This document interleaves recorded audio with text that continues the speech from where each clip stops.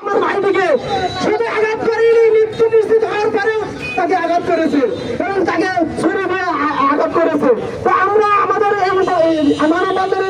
দিতে চাই, রাষ্ট্র যদি অতি দ্রুত এই গুণাগারের ফাঁসি অথবা প্রকাশ্যে বিচার না করে আমরা এর চেয়ে বড় কর্মসূচি দিতে বাধ্য হবো। আমরা বগুড়া দাদার ভাইয়ের সড়ক অবরোধ করে এই বিচার নিশ্চিত চাইবো। আমরা আমার ভাইয়ের এই হত্যাকারীর বিচার যদি না পাই আমরা এর চেয়ে বড় কিছু করবো। আসলে এই সংবিধান, এই আইন দ্বারা দেখেন দেখা যায় যে এই মানে আইনের হাত ঠিকই বিচার 5 বছর পরে জামিনে বেরিয়ে আসবে।